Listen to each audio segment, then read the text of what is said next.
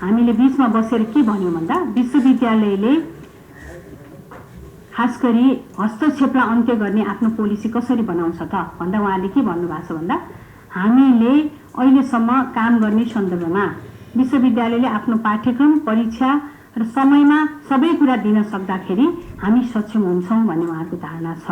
तर यस्तो भनिरहँदा पनि अहिले पनि हामी के देख्छौं भन्दा अब तपाईले मलाई यो प्रश्न किन गरिरहनु भएको छ भन्दा मैले केही दिन अगाडि केही महिना अगाडि एउटा स्ट्याटस नै लेखेँ, विश्वविद्यालयमा असुरक्षा छ भनेर लेखेँ। कतिलाई लाग्यो मन्त्री भएर लेख्ने भन्ने पनि लाग्यो, तर त्यो मैले किन लेखेँ भने विश्वविद्यालय सार्वजनिक क्षेत्र हो जहाँ पुलिस जानका लागि सार्वजनिक अपिल गर्नुपर्छ भनेर लेखेँ।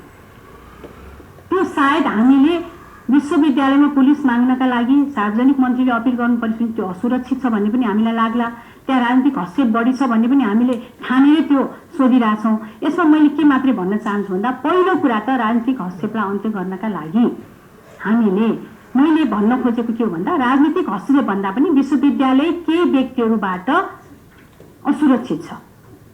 त्यो दल अथवा त्यो चाहिँ त्यहाँको स्वतन्त्र विद्यार्थी युनियन अथवा त्यहाँ भएका विद्यार्थी युनियनहरू भन्दा पनि अझ पर एउटा समूह छ जुन त्यहाँ निरन्तर बस्छ र विश्वविद्यालयलाई धम्क्याउने, विश्वविद्यालयभित्र काम गर्ने प्राध्यापकहरूलाई धम्क्याउने त्यो अवस्था छ। यसलाई अन्त्य गर्नको लागि त्यहाँ चाहिँ सरकारले हस्तक्षेप नै गर्नुपर्छ। जब त्यस्तो स्थिति आउँछ त्यहाँ हस्तक्षेप गर्नुपर्छ। तर त्यतिले मात्रै पुग्दैन, किनभने एउटा अभ्यास छ, हामीसँग लामो अभ्यास छ। त्यो अभ्यासलाई अन्त्य गर्ने हो भने अहिले हामीले भर्खरै खास गरी कृषि वन विश्वविद्यालय, मध्यपश्चिम विश्वविद्यालय र संस्कृत विश्वविद्यालयमा लगातार तालाबन्दी भयो। त्यो लगातार तालाबन्दी भएका कारण अब त्यसलाई अन्त्य गर्नका लागि हामीले एउटा उच्च स्तरीय आयोग बनाउनुपर्छ भनेर मन्त्रालयले त्यो काम सुरु गरेको छ। त्यो आयोगको अध्ययन पछाडि विश्वविद्यालयमा भएको हस्तक्षेपलाई हामी कसरी रोक्न सक्छौं भन्ने बारेमा अनि हामी एउटा मापदण्ड बनाएर अगाडि बढ्छौं। त्यही अनुसार हामी विश्वविद्यालयलाई पनि निर्देश गर्छौं। यसमा अर्को चाहिँ मलाई के लाग्छ भन्दा शिक्षकलाई राजनीतिको कुरा तपाईले उठाउने बारम्बार गर्नुहुन्छ, मलाई सोध्नुहुन्छ। यसमा मैले के भन्न चाहन्छु भन्दा हरेक कुरा गरिरहँदाखेरि त्यसको एउटा संस्कृतिलाई पनि हेर्नु पर्यो, अभ्यासलाई पनि हेर्नु पर्यो, व्यवहारलाई पनि हेर्नु पर्यो र त्यसलाई नियमन कसरी गर्ने भन्ने कुरामा जानुपर्छ भन्ने लाग्छ। शिक्षकलाई राजनीतिमा लाग्ने कि नलाग्ने भन्ने कुराको निराकरण हामीसँग आज मदर एक्ट छैन। अरू सहायक कानुनहरू छन्।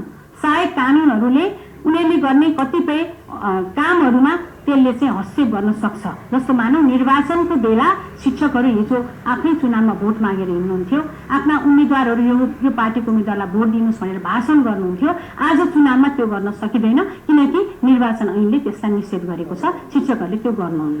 तर आम रूपमा शिक्षक कस्तो हुने, शिक्षक भनेको के हो भन्ने कुरालाई परिभाषित गर्ने ऐन आज पनि हामीसँग छैन। त्यसैले मैले बारम्बार भनेको छु विद्यालय शिक्षा ऐन छिटो बनाउनु पर्छ। र तपाईलाई लाग्न सक्छ तपाई भन्ने मात्रै, तपाई त अहिले मन्त्री हो नि, कार्यान्वयन गर्ने ठाउँमा हुनुहुन्छ नि भन्ने लाग्न सक्छ। संसदको शिक्षा स्वास्थ्य तथा सूचना प्रविधिमा छलफलमा रहिरहेको कारण म अनुरोध गरिरहेको छु समितिलाई यसलाई छिटो बनाऊ भनेर मैले भनिरहेको छु। र उहाँले पनि तिहार पछाडि यसलाई निरन्तर छलफलमा लैजाने र दशैं अगाडि संशोधनकर्ताहरूसँग एक सरो छलफल गरिसकेको अवस्था छ। त्यसैले मलाई के लाग्छ भन्दा हामीले विद्यालय शिक्षा ऐनलाई छिटोभन्दा छिटो पारित गर्यौं भने हामीले आज जति पनि व्यक्तित्वहरू विद्यालय क्षेत्रभित्र देख्छौं त्यसलाई अन्त्य गर्न सक्छौं र शिक्षकहरू कस्तो हुने भन्ने कुराको परिभाषा पनि त्यो ऐनले गर्छ। जसले गर्दा हामीले पटक पटक आफ्नो उपलब्धिका रूपमा यतिजनालाई कारबाही गर्यौं भनेर सरकारले प्रस्तुत गर्नुपर्ने अवस्था म देख्दिन। अर्को कुरा मलाई के यहाँ तपाईँले गर्नुभएको कुरामा खास गरी दशरथचन्द विश्वविद्यालयको कुरा यहाँले प्रश्न गर्नुभएको छ र सुदूरपश्चिममा किन भएन मेडिकल कलेज, अरूमा भयो भन्ने यहाँको प्रश्न छ। दशरथचन्द विश्वविद्यालयको मेडिकल विश्वविद्यालयको ऐन अहिले संसदको समितिमा पुगेको छ। त्यसको छलफल सुरु गरौँ भनेर एक दिन हामीले छलफल पनि समितिले राखेको थियो। त्यो दिन छलफल गर्न सकिएन र हामीले विद्यालय शिक्षा ऐन सँगसँगै प्यारलली त्यसलाई छलफलमा लैजाने भनेर समितिले निर्णय गरेको छ र त्यो काम अगाडि बढ्छ।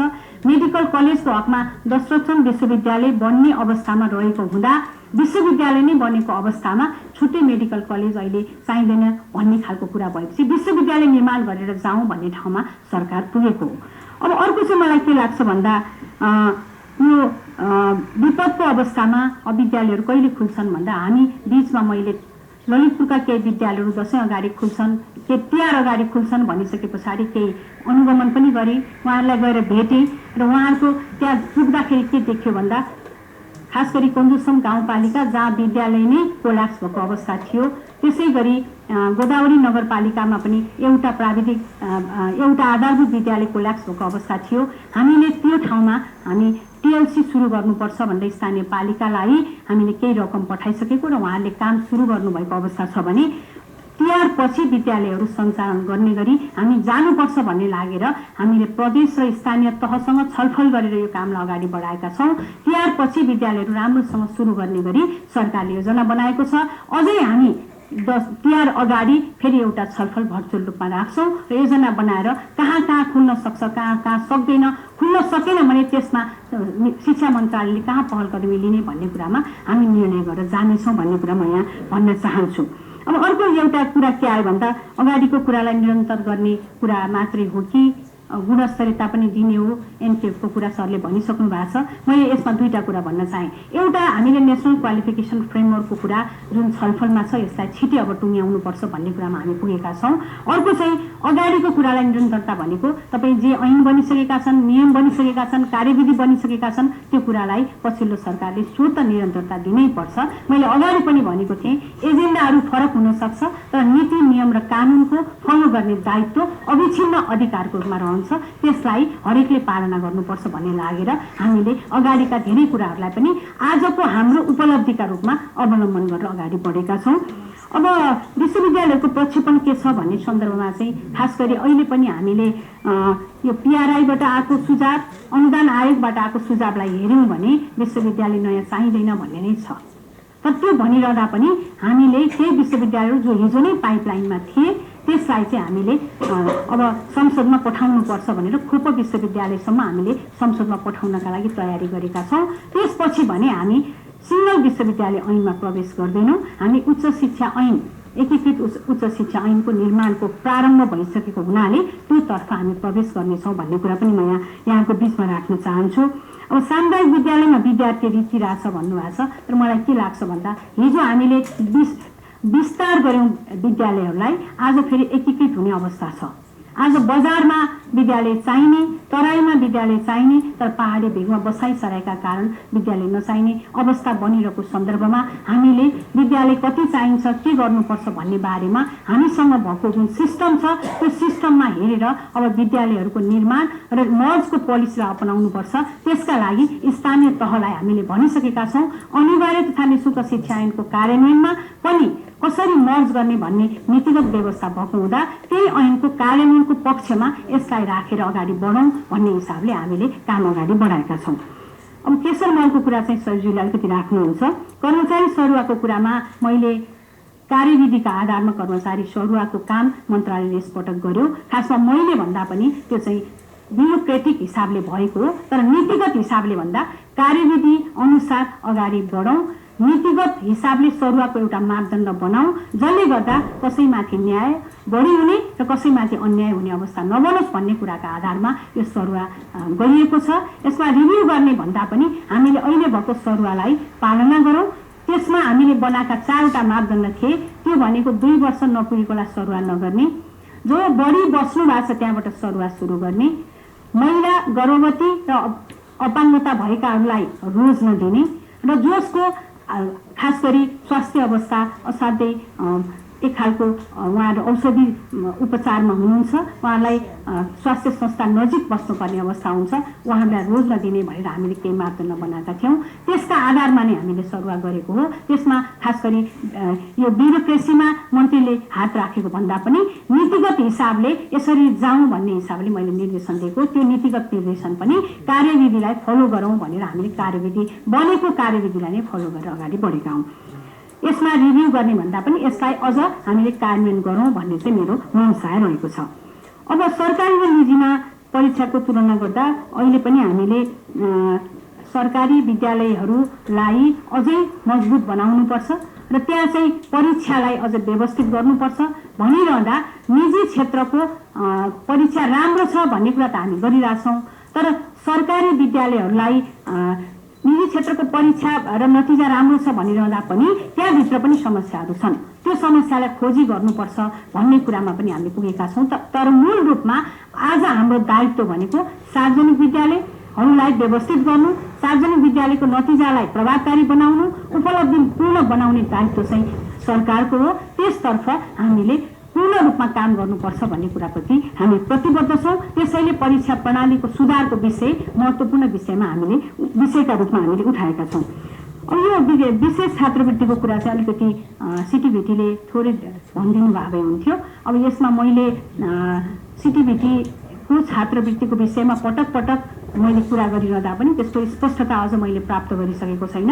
मैले उहाँहरूलाई छात्रवृत्ति वितरणको सबै स्पष्ट रूपमा परिषदमा ल्याउनका लागि निर्देशन दिएको छु। परिषद बैठकमा हामीले यसलाई कसरी जाने, यसले कहाँनिर मर्का पारेको छ भन्ने बारेमा छलफल गरेर जान्छु भन्ने कुरा म यहाँको बिचमा राख्न चाहन्छु। अब अर्को चाहिँ के भन्दा कार्ययोजना त बन्यो तर पछि के भयो भनेर भन्नुभएको छ। अनिवार्य तथा निःशुल्क शिक्षा ऐनको कार्ययोजना हामीले खास गरी 100 दिनको उपलब्धिका रूपमा त्यसलाई राखेका थियौँ। त्यो कार्ययोजना व्यापक छलफल गर्यो हामीले। कार्ययोजना निर्माण मस्यौदा तयार गर्यो, मस्यौदा तयार गरेपछि त्यसलाई वेबसाइटमा राख्यो। वेबसाइटमा राखिसके पछाडि हामीले स्थानीय र प्रदेशसँग पनि त्यसका बारेमा छलफल गर्यौँ। स्थानीय प्रदेशसँगको छलफलपछि हामीले पिआरआईमा पनि त्यसलाई डिस्कसन गर्यौँ। त्यसपछि मात्रै यो कार्ययोजनालाई हामीले पूर्ण रूप दियौँ।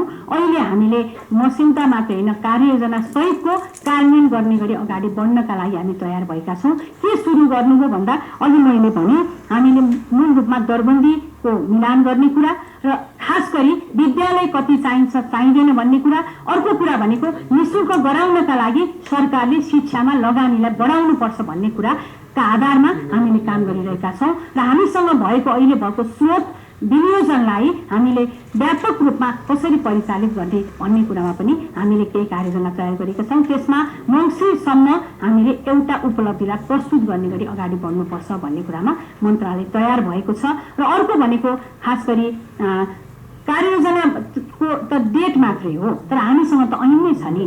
त्यो ऐनलाई कसरी प्रभावकारी रूपमा कार्यान्वयन गर्ने भन्ने कुरा चाहिँ आज मन्त्रालयले मूल रूपमा बोकेको विषय हो भन्ने कुरा म यहाँको बिचमा राख्न चाहन्छु। अर्को चाहिँ मैले यहाँ खास गरी यो पुरानो पाठ्यक्रम अनुसार प्रश्न सोधिएको भनेर यहाँले भन्नुभएको छ। त्यो विश्वविद्यालयलाई मैले बैठकमा पनि भनिसकेको छु, भेटघाटमा पनि भनेको छु र औपचारिक रूपमा मन्त्रालयमा उहाँहरूसँगको छुट्टै बसेको हाम्रो बैठकमा पनि स्पष्ट रूपमा के निर्देशन दिएको छु भन्दा मन्त्रीले मूल रूपमा सकुलपतिका हैसियतले निर्देशन दिन पाउने अधिकारलाई प्रयोग गर्दै निर्देशन के दिएको छु भन्दा यहाँहरूको परीक्षाका बारेमा उठेका सबै सवालहरूमा कसरी व्यवस्थित गर्ने भन्ने खाका विश्वविद्यालयले बनाउनुपर्छ र त्यो कार्य प्रारम्भ गर्नुपर्छ। कपी हराएको केसमा छानबिन पछि आएको प्रतिवेदनलाई कार्यान्वयन गर्नका लागि विश्वविद्यालय तयार हुनुपर्छ भनेर मैले लिखित रूपमा समेत उहाँलाई निर्देशन पठाइसकेको छु। मौखिक रूपमा धेरै पटक निर्देशन दिएको छु र यो पाठ्यक्रम अनुसार प्रश्नपत्र नआएको भन्ने सवालमा पनि हामीले छलफल गरेका छौँ। त्यसका बारेमा विश्वविद्यालयले आफूले छानबिन गरेर अगाडि बढ्ने प्रतिबद्धता हामीसँग व्यक्त गरेको छ र थप अझै व्यवस्थित गर्नका लागि विश्वविद्यालयसँग बसेर छलफल गरेर अनुदान आयोगसँग पनि हामीले छलफल गरेर केही काम गर्नका लागि विश्वविद्यालयलाई अनुरोध गरेका छौँ। अब अर्को भनेको शिक्षा विधेयक कहिले आउँछ भन्ने कुरा मैले अघि पनि भने। तिहार पछाडि हामी निरन्तर छलफल गर्ने भनेर भनेका छौँ। त्यसका लागि समितिसँग एउटा छलफल हामीले के गरेका छौँ भने त्यो विधेयकमा असाध्यै धेरै संशोधन परेको हुँदा त्यसलाई हामीले 3 हिसाबले उपसमिति बनाएर जाने कि भन्ने कुरा पनि हाम्रो एउटा छलफल भएको छ। समितिमा लैजानका लागि उपसमितिले एउटा अभ्यास गर्यो भने त्यो छिटो हुन्छ, छरितो हुन्छ भन्ने हिसाबले मस्यौदा विधेयकको अध्ययन गर्ने र त्यो मस्यौदा विधेयक र संशोधनसँग म्याच हुने कुराहरू के हुन् भनेर छुट्याउनका लागि एउटा उपसमिति, संशोधनकर्ताहरूकै बीचमा रहेका सहमतिका कुराहरूलाई छुट्याउनका लागि एउटा उपसमिति, त्यसमा फरक मत रहेका कुराहरूलाई छुट्याउनका लागि अर्को उपसमिति र ओभरअल रूपमा सरकारवालाहरूले दिनुभएको सुझावहरूलाई अध्ययन गर्नका लागि एउटा उपसमिति बनाएर जाने अवस्थाले यसलाई छिटो निर्माण गर्न सकिन्छ भन्ने बारेमा चाहिँ समितिसँग एउटा खालको समझदारी भएको छ। त्यसको आधारमा उहाँहरूले हामी अगाडि बढ्छौँ भन्ने कुरा चाहिँ गर्नुभएको छ र तिहार पछाडि हामी यो काममा असाध्यै तदारुकताका साथ लाग्नेछौँ भन्ने कुरा म यहाँहरूलाई भन्न चाहन्छु। अब निःशुल्क थेग्न सक्छ भन्दा निःशुल्क थेग्न सक्नका लागि सरकार तयार हुनुपर्छ। सरकार तयार भयो भने निःशुल्क गर्न सक्ने हामीसँग थुप्रै आधारहरू छन्। किनकि अनिवार्यता निःशुल्क शिक्षा ऐनले शिक्षा कोषको व्यवस्था गर भनेर भन्छ। आज हामीले आइटम वाइज जति पनि वितरणहरू गरिरहेछौँ त्यसको अनुगमनको परिपाटी पनि हामीले विकास गरेका छैनौँ। हामीले शिक्षा कोष निर्माण गरेर काम गर्यौँ भने स्थानीय तहहरूले थुप्रै स्थानीय तहले आज पनि निःशुल्क गरेका उदाहरणहरू हामीसँग छन्। पाठ्यक्रमहरू निर्माण गरेका उदाहरणहरू हामीसँग छन्। स्थानीय तहका बेस्ट प्र्याक्टिसहरूलाई अवलम्बन गरेर हामी गयौँ र सङ्घीय सरकार साँच्चीकै शिक्षामा लगानी गर्न तयार हुँदा हामी निःशुल्क गर्न सक्छौँ भन्ने कुराप्रति म आज पनि प्रतिबद्ध छु भन्ने कुरा यहाँहरूको बिचमा राख्दै यहाँहरू सबैलाई आभार व्यक्त गर्दै